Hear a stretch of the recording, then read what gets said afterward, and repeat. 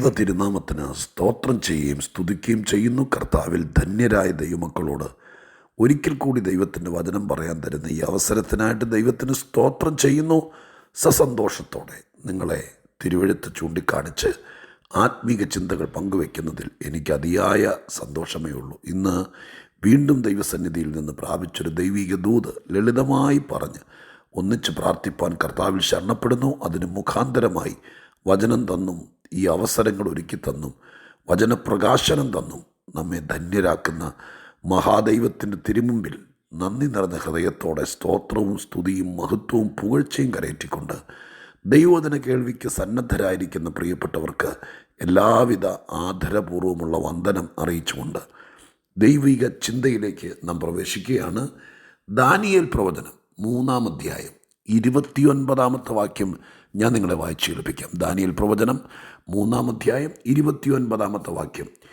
ഈ വിധത്തിൽ വിടിവിപ്പാൻ കഴിയുന്ന മറ്റൊരു ദൈവവും ഇല്ലായ്ക കൊണ്ട് ഏത് ജാതിക്കാരിലും വംശക്കാരിലും ഭാഷക്കാരിലും ആരെങ്കിലും ശദ്രക്കിൻ്റെയും മേശക്കിൻ്റെയും അബേദ്നെഗോവിൻ്റെയും ദൈവത്തിന് വിരോധമായി വല്ല തെറ്റും പറഞ്ഞാൽ അവനെ കഷണം കഷണമായി ശകലിക്കുകയും അവൻ്റെ വീട് കുപ്പക്കുന്നാക്കുകയും ചെയ്യുമെന്ന് ഞാനൊരു വിധി കൽപ്പിക്കുന്നു.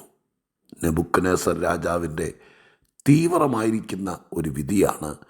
വിധിയുടെ ആദ്യ ഭാഗത്തിൻ്റെ സാരാംശം: ഈ വിധത്തിൽ വിടിവിപ്പാൻ കഴിയുന്ന മറ്റൊരു ദൈവവും ഇല്ലായ്ക കൊണ്ട്. ഈ വിധത്തിൽ വിടിവിപ്പാൻ കഴിയുന്ന ദൈവം. ശദ്രക്ക്, മേശക്, അബേദ്നെഗോ എന്നറിയപ്പെടുന്ന 3 എബ്രായ ബാലന്മാരെ തീച്ചൂളയ്ക്കകത്ത് നെബൂഖദ്നേസർ രാജാവ് ഇടുകയാണ്. ഇടാനുണ്ടായ കാരണം രാജാവിനെ അല്ലാതെ മറ്റാരെയും, അല്ലെങ്കിൽ രാജാവ് നിർത്തിയിരിക്കുന്ന ബിംബത്തെ അല്ലാതെ മറ്റൊന്നിനെയും നമസ്കരിക്കുകയോ ആരാധിക്കുകയോ ചെയ്യാൻ പാടില്ല എന്ന് ആ രാജ്യത്തൊരു നിയമവും വിളംബരവും ഉണ്ടായി. ആരാധനാ സംബന്ധമായിരിക്കുന്ന നിയമങ്ങളുള്ള ഒരുപാട് രാജ്യങ്ങൾ ഇന്നും ഈ ലോകത്തിലുണ്ട്. പുതിയ പുതിയ നിയമങ്ങൾ പല രാജ്യങ്ങളും കൊണ്ടുവരികയും ചെയ്യുന്നുണ്ട്. പണ്ട് പഴയ ബാബിലോണിൽ നെബൂഖദ്നേസർ ഭരിച്ചുകൊണ്ടിരിക്കുമ്പോൾ ഒരിടക്കാലത്തേക്ക് കൊണ്ടുവന്നൊരു നിയമമാണ് രാജാവ് നിർത്തിയിരിക്കുന്ന വലിയൊരു ബിംബം, വലിയൊരു വിഗ്രഹം, അതിന് മുമ്പിൽ പാട്ടും തമ്പുരവും കിന്നരവും ഒക്കെ മീട്ടിയിട്ടുള്ള സംഗീത സദസ്സ് നിർവഹിക്കപ്പെടുമ്പോൾ ഈ രാജ്യത്തിലെ മുഴുവൻ പ്രജകളും വന്ന് ആ വിഗ്രഹത്തിൻ്റെ മുമ്പിൽ വീണ് അതിനെ നമസ്കരിക്കണം, ആരാധിക്കണം എന്നുള്ളത് ആ രാജ്യത്തേക്ക് ഇടക്കാലത്ത് കയറി വന്ന ഒരു പ്രത്യേക നിയമമാണ്. ഈ നിയമത്തിൻ്റെ പുറകിൽ സത്യദൈവത്തെ ആരാധിക്കുന്നവർ ആ രാജ്യത്തെത്തി എന്നതാണ് ഈ നിയമം അവിടെ ഉണ്ടാക്കാനുള്ള പ്രധാന കാരണം.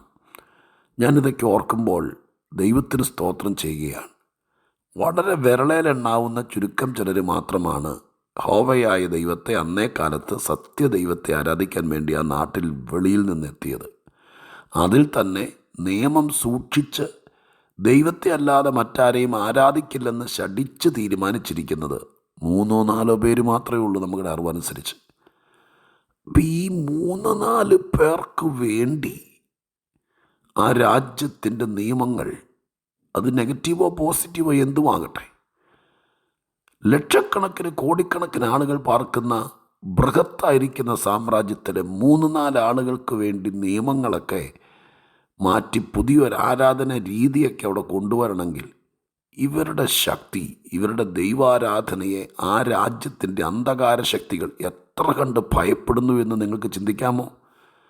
ഞാൻ ഈ ഭാഗത്ത് നിന്ന് ഇന്ന് രാവിലെ വായിച്ച് ധ്യാനിച്ചപ്പോൾ ഇപ്രകാരം ചിന്തിക്കുകയാണ്: എത്ര കോടി ആളുകൾ ചുറ്റും നിന്നാലും സത്യദൈവത്തെ ആരാധിക്കുന്ന 3-4 പേര് ഉണ്ടെങ്കിൽ അവരെ ദുഷ്ടന് പേടിയാണ്.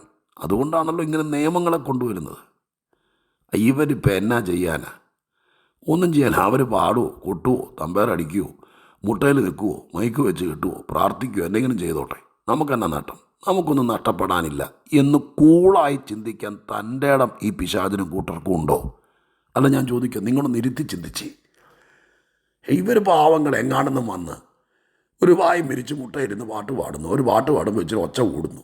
അവർ കൈയടിച്ച് കിലുക്കവും കിലുക്കിക്കൊണ്ട് എല്ലാവരും കൂടി ഇരുന്ന് പ്രാർത്ഥിച്ച് പാടുന്നു, യേശുക്രിസ്തുവിനെ വിളിക്കുന്നു. നമുക്കെന്നാ ഛേദം? നമുക്കെന്നാ പറ്റാനാ? നമുക്കൊന്നും പറ്റാനില്ല. അവരവരുടെ പണി നോക്കട്ടെ എന്ന് പറയാനുള്ള തൻ്റെ ഇടം ഈ പിശാചിനും കൂട്ടർക്കും ഇല്ലല്ലോ. ഈ 4 പേർക്ക് വേണ്ടി ഒരു രാജ്യത്തൊരു വിഗ്രഹം ഉണ്ടാക്കിയെന്ന് വേണ്ടേ പറയാൻ? അപ്പം ഞാൻ നിങ്ങളോട് സത്യത്തിലൊരു ആത്മീക വെളിപ്പാട് പറയാം. നിൻ്റെ വീട്ടിൽ നീ ഈ ദൈവത്തിൻ്റെ കൂടെ ആരാധന സംബന്ധമായ വിഷയത്തിൽ ഒറ്റയ്ക്കുള്ളെങ്കിലും നിന്നെ പേടിയാ പിശാചിന്, നിന്നെ പേടിയാ ദുഷ്ടന്. അതുകൊണ്ടാണ് ഈ കിടന്നുകൊണ്ട് ഈ വാലെ കുത്തി ചാടും പോലെ കിടന്ന് വീട്ടിൽ കിടന്ന് ചുമ്മാ നിനക്കെതിരെ പ്രശ്നം ഉണ്ടാക്കുന്നത്. നാട്ടിൽ നിനക്ക് വിരോധമായിട്ട് ഈ വലിയ ഇൻഡാസുകളെല്ലാം ഉണ്ടാക്കുന്നത് എന്തുകൊണ്ടാണ്? നിൻ്റെ ദൈവത്തെയും നിന്നെയും ദുഷ്ടലോകത്തിന് ഇച്ചിരി ഞെട്ടലുണ്ട്. അതുകൊണ്ടാണ് പെട്ടെന്ന് പുതിയ നിയമങ്ങൾ വരുന്നു, നിനക്കെതിരെ ഭയങ്കര സംഭവങ്ങൾ ഉണ്ടാക്കുന്നു, നിന്നെ ടാർഗറ്റ് ചെയ്തുകൊണ്ട് പല പരിപാടികൾ നടത്തും. അങ്ങനെ സ്ഥിതി നിങ്ങൾക്കുണ്ടോ? പേടിക്കണ്ട, നീയാ വലിയത്. നീ ആ കാഴ്ചപ്പാടിലേക്ക് വന്നാൽ മതി, ആ ഫോക്കസിലെത്തിയാൽ മതി. നീയാ വലിയത്, നിന്നെ ആ പേടി പിശാചിന്. അതുകൊണ്ടാണ് പുതിയ സംഭവങ്ങൾ ഇറക്കുന്നത്. ഈ ചെറുക്കന്മാർ, പാവങ്ങൾ, ഈ സഹോദരങ്ങൾ, ഇവർ ദൈവത്തെ ആരാധിക്കത്തുള്ളൂ എന്നുള്ള തീരുമാനം, ഇവരാ നാട്ടിൽ വന്നിട്ട് ഹോവയായ ദൈവത്തെ സത്യത്തിൻ്റെ ആത്മാവ് കൊണ്ട് ആരാധിക്കാൻ തുടങ്ങിയത് ബാബിലോൺ എന്ന് പറയുന്ന രാജ്യത്തിൻ്റെ അടിത്തറ ഇളക്കാൻ തുടങ്ങിയപ്പോഴാണ് പുതിയ സംഭവമൊക്കെ ഇവിടെ ഇറക്കുമതി ചെയ്യുന്നത്.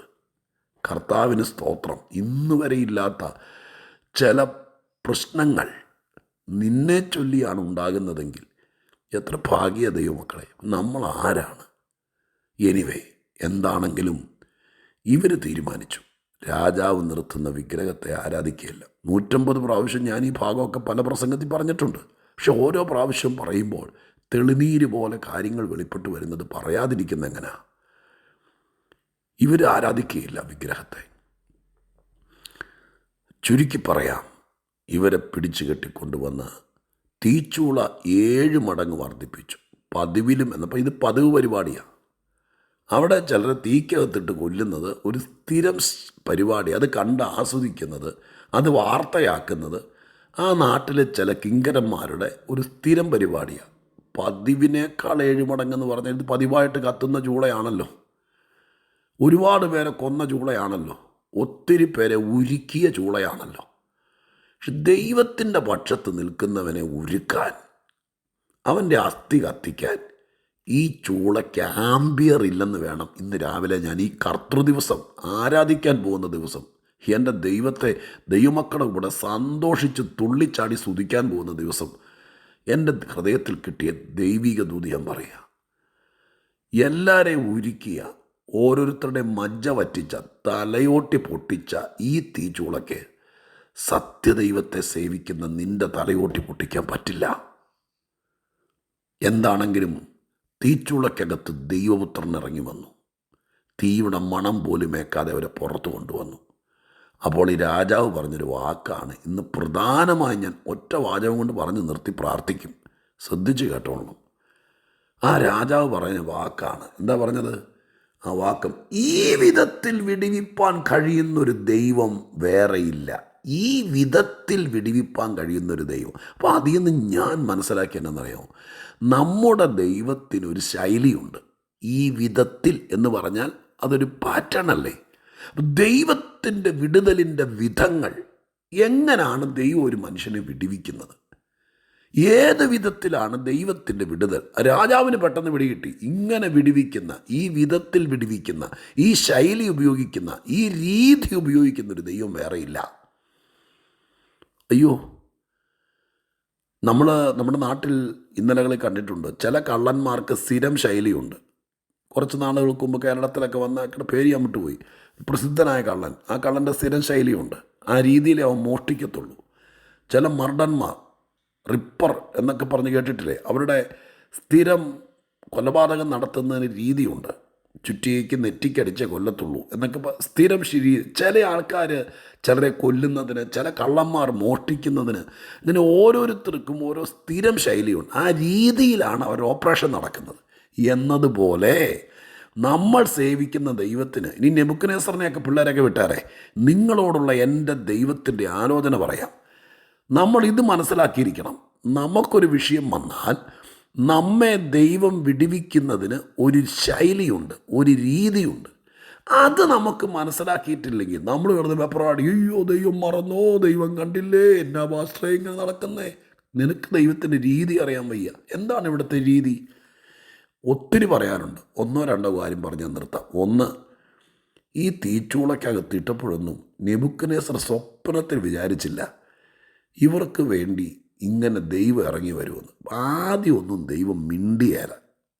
ദൈവം ഉണ്ടെന്ന് പോലും ദൈവം വെളിപ്പെടുത്തിയേല. എവിടെയോ ദൈവം മറഞ്ഞു നിൽക്കും. എൻ്റെ ഭാഷയാട്ടോ ഇത്. ഈ പിള്ളേരെ പിടിച്ച് കെട്ടുമ്പോൾ, ഇവർക്കെതിരെ അട്ടഹസിക്കുമ്പോൾ, ഇന്ന് കാണിച്ചു തരാടാ, ഇന്ന് നിൻ്റെ ആരാധന തീർത്ത് തരാടാ, ഇന്ന് ശരിയാക്കാടാ, ഇല്ലെങ്കിൽ വേഗം നമസ്കരിച്ചോ വിഗ്രഹത്തിന് മുമ്പിൽ എന്നൊക്കെ പറയുമ്പോൾ ഈ പിള്ളേരാണെങ്കിൽ കട്ടക്ക് നിൽക്കുക. ഇവർ ദൈവത്തെ മാത്രമേ ആരാധിക്കൂ. അപ്പോൾ അന്നേരമൊന്നും ദൈവം മിണ്ടുന്നില്ല, അനങ്ങുന്നില്ല, ഇങ്ങനൊരു ദൈവം ഉണ്ടെന്ന് പോലും കാണിക്കുന്നില്ല. അവസാനം തീച്ചൂളക്കകത്ത് കൊണ്ടുപോയി വലിച്ചെറിഞ്ഞിടുന്ന നിമിഷം വരെ ദൈവം ഉണ്ടെന്ന് പോലും ദൈവം കാണിച്ചില്ല. തീക്കകത്ത് വീണ മാത്രയിൽ അതാ പ്രത്യക്ഷമാകുന്നു നാലാമതൊരുവൻ. കണ്ടോ? ഈ വിധത്തിൽ വിച്ചര് പിടിച്ചു നിൽക്കണം, ചങ്കുറപ്പുണ്ടാകണം, നട്ടല് വളയരുത്, പേടിക്കരുത്. ലാസ്റ്റ് സമയം, ശത്രുവിൻ്റെ ഒരു പ്രതീക്ഷയില്ലാത്ത സമയം, നിനക്കാരുമില്ല എന്നെല്ലാവർക്കും മനസ്സിലാകത്തക്ക രീതിയിൽ ദൈവം അങ്ങ് മാറി നിൽക്കും.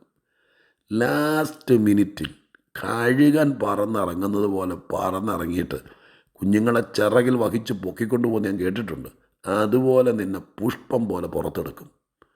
ഈ വിധത്തിൽ അപ്പോൾ ദൈവത്തിൻ്റെ വിടുതലിൻ്റെ വിധം ഇന്ന് നിങ്ങൾ അനുഭവിക്കുന്ന വിഷയത്തിന് മുമ്പിൽ ഒന്ന് ശ്രദ്ധിച്ചേക്കണേ. ഇല്ലെങ്കിൽ നമ്മൾ അങ്കലാപ്പിലായി പോവും.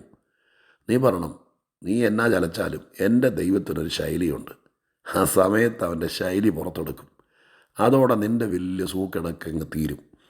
ദൈവപ്രവൃത്തി വെളിപ്പെട്ടാൽ, കർത്താവിൻ്റെ പ്രവൃത്തി ദൈവമായ കർത്താവ് ചെയ്താൽ, ദൈവമഹത്വം വെളിപ്പെട്ടാൽ, ദൈവത്തിൻ്റെ സ്ഥിരം ശൈലി ദൈവം എടുത്താൽ, ദൈവത്തിൻ്റെ പ്രവൃത്തി വിധം ദൈവം വെളിപ്പെടുത്തിയാൽ പിന്നെ പിടിച്ചു നിൽക്കാൻ പറ്റിയല്ല ശത്രുവിന്.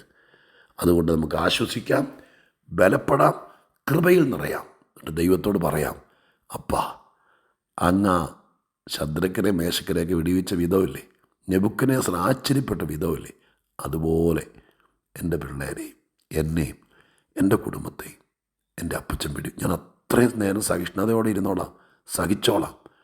ഞാൻ പിടയ്ക്കത്തില്ല, ഞാൻ കരയത്തില്ല, ഞാൻ ഭയപ്പെടില്ല, ഞാൻ പിന്മാറില്ല, ഞാൻ വീണു പോകില്ല. എൻ്റെ ദൈവത്തിൻ്റെ വിടിവിക്കുന്ന വിധം ഇന്നെനിക്ക് പിടികിട്ടി, ഞാൻ പിടിച്ചു നിന്നോളാം എന്ന് ദൈവത്തോട് പറ. ആ വിധത്തിൽ തന്നെ നമ്മുടെ വിഷയത്തിന് പരിഹാരം ഉണ്ടാകും. ചലിക്കരുത്, തളരരുത്. ആ വിധം നിൻ്റെ വീട്ടിൽ പ്രയോജനപ്പെടട്ടെ. പ്രാർത്ഥിക്കാം. പരിശുദ്ധ ദൈവമേ, ഞങ്ങളുടെ സ്വർഗീയ പിതാവേ, അനുഗ്രഹിക്കപ്പെട്ട കർത്തൃദിവസം, എൻ്റെ ദൈവത്തിൻ്റെ ശൈലി അതിന്ന് ഞങ്ങൾ തിരിച്ചറിയുന്നു. വിടുതലിൻ്റെ വിധം ഞങ്ങൾ മനസ്സിലാക്കുന്നു. അത് ഗ്രഹിക്കാനുള്ള ജ്ഞാനം ഞങ്ങൾക്ക് തരണേ. പ്രാർത്ഥന കേട്ടതിന് നന്ദി. യേശുവിൻ്റെ നാമത്തിൽ തന്നെ. ആമേൻ.